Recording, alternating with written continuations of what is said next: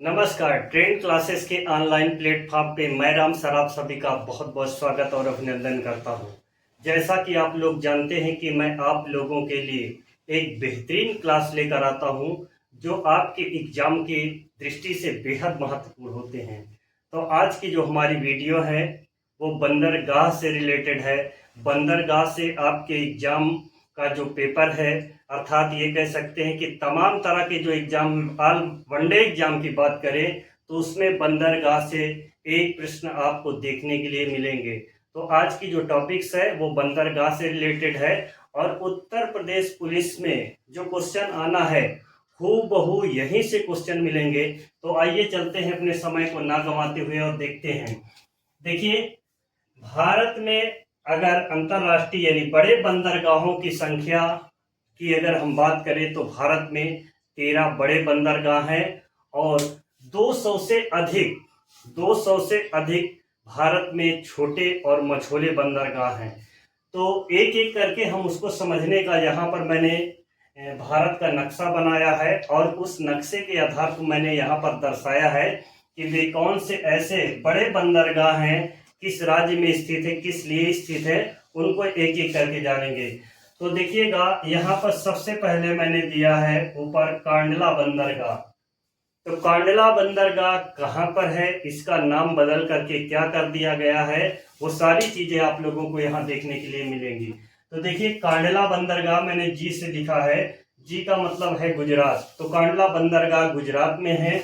अगर इसका वर्तमान नाम क्या है, दीनदयाल, इसका नाम क्या है, दीनदयाल उपाध्याय बंदरगाह है। और याद रखिएगा यह किस राज्य में स्थित है, तो गुजरात में स्थित है।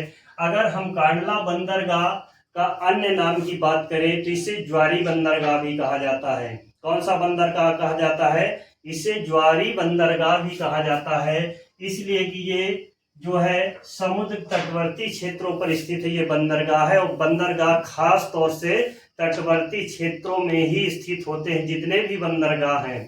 और इसे ज्वारी बंदरगाह इसलिए कहा जाता है कि यहाँ पे जो है ज्वार भाटा अधिक, यानी कि जो समुद्र की लहरें हैं वो काफी ऊंचाई तक उठती और गिरती है, इसलिए इस पर जो ज्वार भाटा आता है इसे ज्वारी बंदरगाह कहा जाता है। और क्या कहा जाता है, दीनदयाल उपाध्याय बंदरगाह, इसका नया नाम हो गया है। इसे फ्री ट्रेड बंदरगाह कहा जाता है, अर्थात मुक्त व्यापार क्षेत्र कहा जाता है। यहाँ पे निःशुल्क जो है फ्री, कोई भी टैक्स नहीं लिया जाता इन बंदरगाह से, क्योंकि यह बंदरगाह एक बार काफी घाटे में चला गया था। कि इसको और ऊपर लाने के लिए यहाँ का जो व्यापार व्यवस्था है उसको जो है एकदम मिनिमम रेट रख दिया गया है कि ज्यादा यहाँ पे जो है टैक्स वगैरह नहीं लिया जाएगा। अब देखिए, और ये देखिए सेकंड नंबर पे देखिए, इधर हम दूसरे नंबर की बात करें, मुंबई। मुंबई जो भारत का सबसे बड़ा बंदरगाह है वह कहाँ स्थित है, तो मुंबई में स्थित है। और याद रखिए कि इसकी खासियत क्या है कि भारत का सबसे बड़ा बंदरगाह है। कौन सा बंदरगाह है, मुंबई भारत का सबसे बड़ा बंदरगाह है।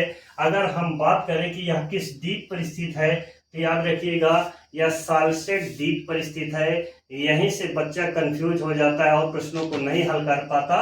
यहाँ से एक क्वेश्चन आया था एग्जाम में कि मुंबई किस द्वीप पर स्थित है, तो सभी लोग कंफ्यूज हो गए हैं। तो मैं आपको बताना चाहता हूँ, मुंबई भारत के पश्चिमी तट पर स्थित है और सालसेट द्वीप पर स्थित है। इसे सालसेट द्वीप बंदरगाह भी कहा जाता है, इसको भूलिएगा नहीं। और इसी से लगा हुआ सटा हुआ एक और बंदरगाह है, नेहावा सेवा बंदरगाह, अर्थात JNPT के बंदरगाह के नाम से, जवाहरलाल नेहरू पोर्ट ट्रस्ट बंदरगाह इसे कहा जाता है। याद रखिए, तो JNPT बंदरगाह अगर पूछा, अगर इंग्लिश में ऐसा लिखेगा तो आपको सीधा लगाना है नेहावा सेवा महाराष्ट्र में स्थित है। इसे कंप्यूटरीकृत बंदरगाह कहा जाता है, अर्थात यहाँ की जो मशीनें लगी हुई वो पूरा कंप्यूटरीकृत है, स्वचालित अपने आप खुद चलने वाली मशीनों से ये लैस बंदरगाह है, इसलिए इसे कौन सा बंदरगाह कहा जाता है, कंप्यूटरीकृत बंदरगाह कहा जाता है। अब देखिए, इधर देखिए आइएगा, जस्ट मुंबई के नीचे आइएगा तो कौन सा है, गोवा। अब गोवा में कौन सा बंदरगाह है, तो याद रखिएगा मार्मागुआ बंदरगाह है। कौन सा बंदरगाह है, गोवा में स्थित मार्मागुआ बंदरगाह है, जो किस नदी के तट पे स्थित है, याद रखिएगा ये जुआरी नदी। कौन सी नदी के तट पे है, मार्मागुआ बंदरगाह गोवा के जुआरी नदी तट पर स्थित है। यह लोहे के लिए प्रसिद्ध है। किसके लिए प्रसिद्ध है मारमा गोवा बंदरगाह? तो याद रखिएगा, यहाँ से लोहे का निर्यात किया जाता है, आयात किया जाता है। तो लोहे इस्पात का निर्यात या आयात करने वाला मारमा गोवा बंदरगाह गोवा में स्थित है। अब देखिए यहाँ पर और नीचे आइएगा, तो जैसे गोवा के नीचे आते हैं तो हम क्या है, गोवा के नीचे हमारा क्या है, केरल के बाद कर्नाटक है। तो कर्नाटक में स्थित दो बंदरगाह हैं। एक बंदरगाह का नाम कारवार बंदरगाह है। कौन सा बंदरगाह? कारवार बंदरगाह। यहाँ पे बच्चा बहुत कंफ्यूज होता है, इसलिए मैंने दोनों बंदरगाह को लिख दिया है। तो याद रखिएगा, कारवार बंदरगाह कर्नाटक में है, जो कि कॉफी के लिए स्थित है। किसके लिए? कॉफी के लिए। और भारत में सबसे ज्यादा कॉफी की खेती करने कहाँ पर की जाती है? तो कर्नाटक में की जाती है। इस पॉइंट को आप ध्यान में रखिएगा। तो ये बंदरगाह कर्नाटक में है, कॉफी के लिए प्रसिद्ध बंदरगाह है। यहीं पे एक बंदरगाह और है जिसका नाम है न्यू मंगलौर बंदरगाह। इस बंदरगाह को लगभग सभी लोग जानते हैं कि न्यू मंगलौर बंदरगाह कर्नाटक में है, ये कॉफी के लिए है। तो इससे ही लगा हुआ कारवार बंदरगाह है, जो कर्नाटक में कॉफी के लिए ही प्रसिद्ध है। अब देखिए, आप नीचे आएंगे तो कौन सा, इधर देखिए, यहाँ पे आ गया, हमने लिखा विशाखापत्तनम बंदरगाह। विशाखापत्तनम बंदरगाह कहाँ पर स्थित है? तो याद रखिएगा, यह आंध्र प्रदेश में स्थित है। यहाँ मैंने ए से इसको डिनोट किया है, यहाँ पर देखिए ए से। विशाखापत्तनम बंदरगाह आंध्र प्रदेश में स्थित है। यह भारत का सबसे गहरा बंदरगाह है, भारत का सबसे बड़ा बंदरगाह, भारत का सबसे गहरा बंदरगाह। प्राकृतिक बंदरगाह कौन सा है? कौन सा बंदरगाह कॉफी के लिए स्थित है? कौन सा चाय के लिए स्थित है? कौन सा लोहे के लिए प्रसिद्ध है? ये सारे बंदरगाहों को आप ध्यान में रखिएगा। विशाखापत्तनम बंदरगाह ये कहाँ पर है? तो याद रखिएगा, विशाखापत्तनम बंदरगाह आंध्र प्रदेश में है। यह भारत का सबसे गहरा बंदरगाह है, इसको ध्यान में रखिएगा। अब देखिए, एक बंदरगाह यहाँ पर मैंने और लिखा है, कोचीन बंदरगाह। कोचीन बंदरगाह कहाँ पर है? कोचीन केरल में है।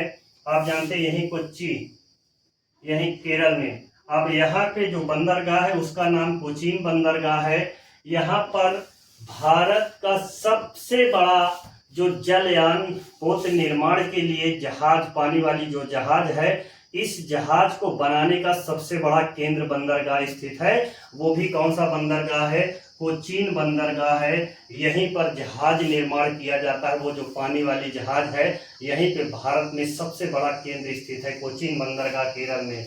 चलिए अब इसके नीचे आइए, देखते हैं कोलकाता। ये देखिए कहाँ पर है? पश्चिम बंगाल में है कोलकाता बंदरगाह। तो कोलकाता पश्चिम बंगाल में स्थित है।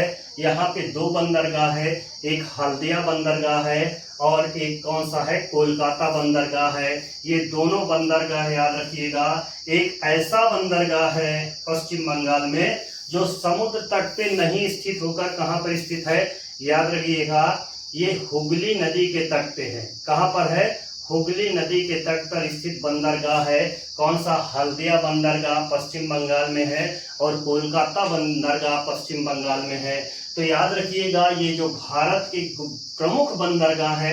और देखिएगा, यहाँ पे मैंने नहीं लिखा है, एक बंदरगाह है पारादीप बंदरगाह। कौन सा बंदरगाह है? पारादीप बंदरगाह। यह उड़ीसा राज्य में स्थित है। बहुत ही बेहतरीन और लाजवाब प्रश्नों का संग्रह आपको ट्रेंड क्लासेस के ऑनलाइन प्लेटफॉर्म पे दिया जाता है।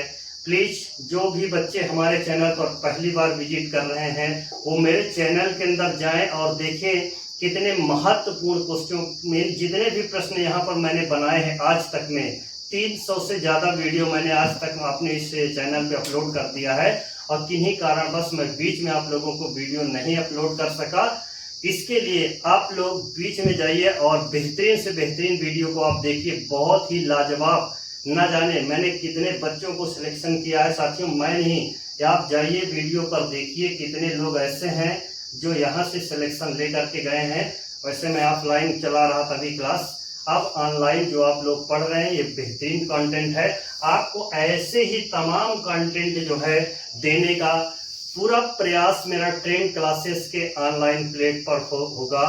तो आज की जो मेरी क्लास है एक छोटा सा वीडियो है जो आपके एग्जाम की दृष्टि से बेहद महत्वपूर्ण है। तो मैं आज की क्लास को यहीं पर विराम करता हूँ।